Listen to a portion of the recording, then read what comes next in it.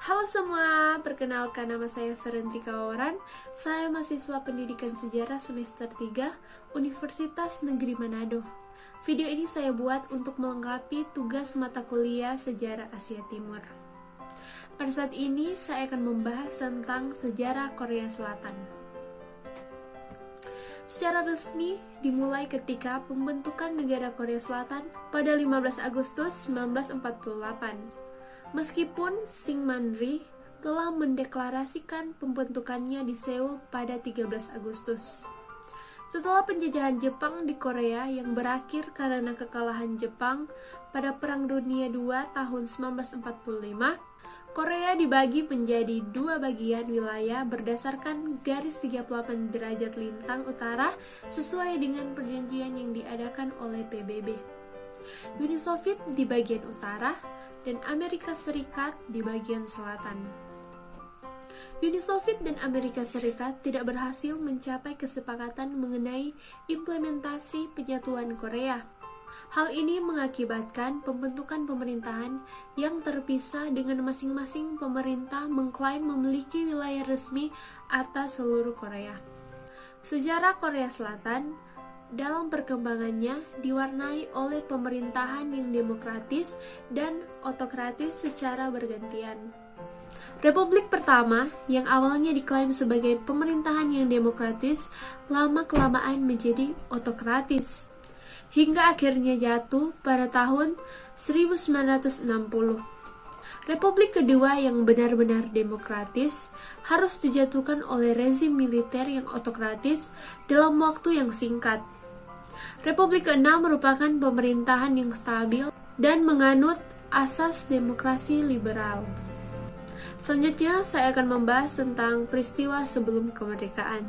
Deklarasi Kairo pada bulan Desember 1943 oleh sekutu yang tergabung atas Inggris, Cina, dan Amerika Serikat menyatakan bahwa Korea akan dibebaskan dari penjajahan Jepang dan akan menjadi negara merdeka pada waktunya. Walaupun Presiden Amerika Serikat Franklin D. Roosevelt memiliki rencana yang berbeda untuk Korea, rakyat Korea menerjemahkan arti pada waktunya sebagai saat di mana Perang Pasifik berakhir dan kekuasaan Jepang disingkirkan dari Korea.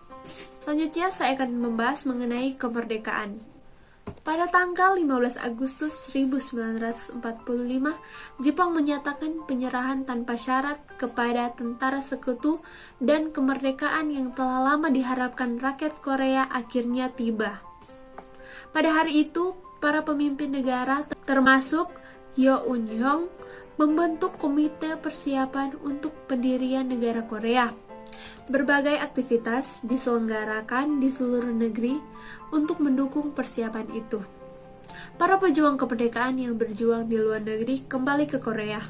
Namun, Amerika Serikat memiliki rencana untuk membagi semenanjung Korea sepanjang paralel ke-38 menjadi dua zona operasi militer untuk Amerika Serikat dan Uni Soviet.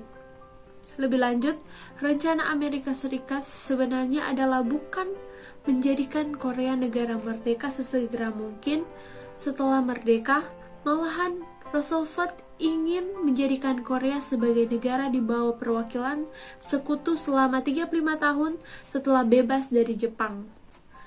Jenderal R. Hodge, komandan AS di Korea Utara, mengerahkan pemerintahan militer bersenjata AS, yaitu US Army Military Government, dan menjadikan Korea bagian selatan sebagai daerah di bawah peraturan militer Amerika. Bangsa Korea sangat kecewa dan geram. Perasaan simpati mereka terhadap Amerika Serikat langsung dingin. Selanjutnya kita akan membahas mengenai pendirian Republik Korea. Amerika Serikat meminta bantuan kepada Perserikatan Bangsa-Bangsa pada bulan September 1947 mengenai nasib Korea Selatan selanjutnya. Majelis Agung PBB membuat resolusi pada bulan November untuk membentuk dan mengirim UNCOC, yaitu United Nations Temporary Commission on Korea. atau Komisi Sementara PBB di Korea untuk mengadakan pemilu dan merancang pemerintahan yang resmi guna mengakhiri pendudukan asing atas Korea.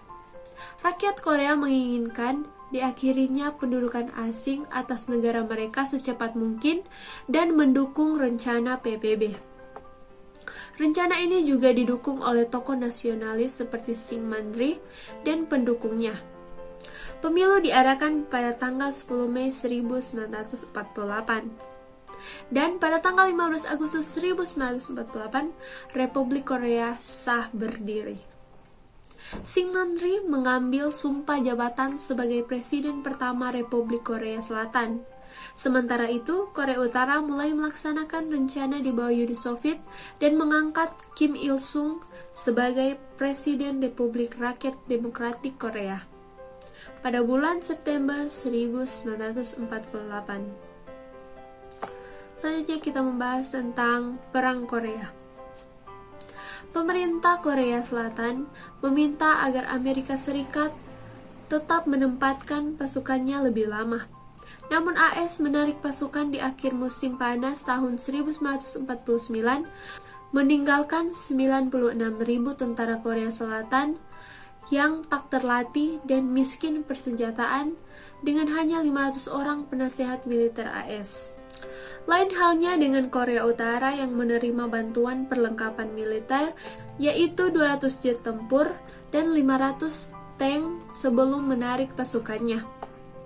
Selain itu, 2.500 orang penasehat militer Soviet masih tinggal untuk melatih 175.000 pasukan Korea Utara.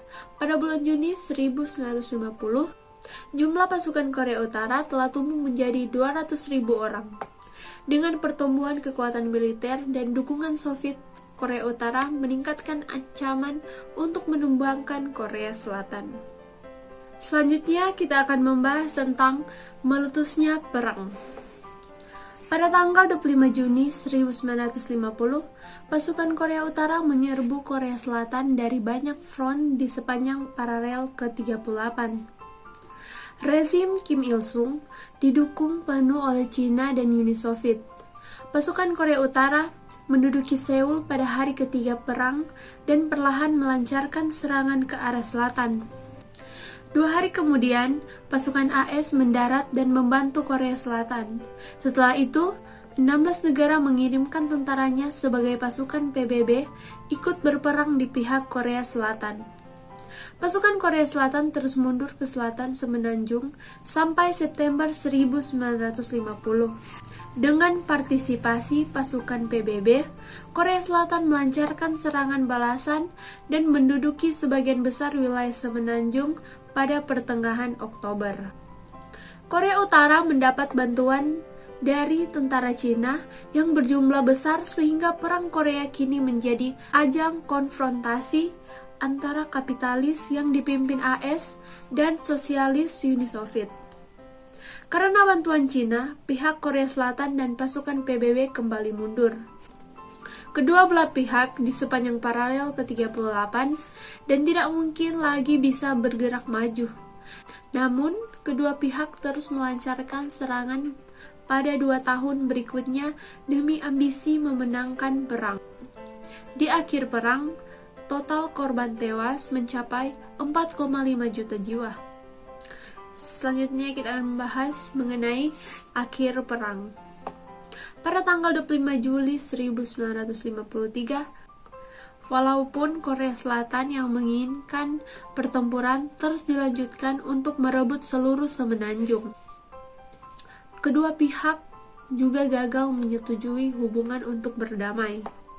Hasil gencatan senjata adalah dijadikannya zona demilitarisasi Korea yang merupakan garis depan pertempuran sebagai tembok pembatas antar negara. Ambisi Korea Utara untuk menaklukkan Korea Selatan telah gagal, tetapi perang telah merusak fasilitas umum di Korea Selatan.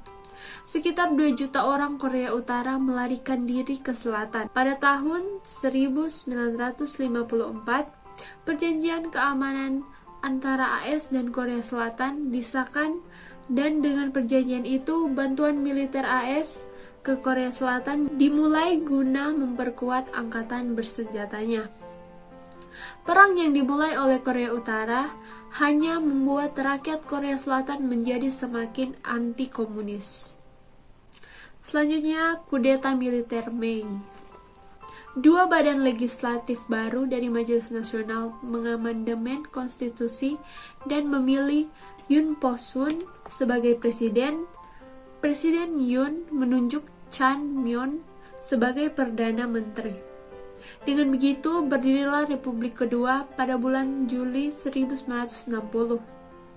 Pemerintahan yang baru dan Partai Demokrat yang berkuasa masih belum mampu untuk meningkatkan kondisi perekonomian, menunjukkan kepemimpinan politik atau mengendalikan pengaruh komunis di Korea Selatan. Ancaman dari Korea Utara meningkat ketika keadaan pemerintahan jadi sangat lemah dalam mengendalikan permasalahan-permasalahan dalam negeri. Takut akan ancaman yang semakin sering dari Korea Utara, Jenderal Park Chung-hee melakukan revolusi militer pada tanggal 16 Mei 1961.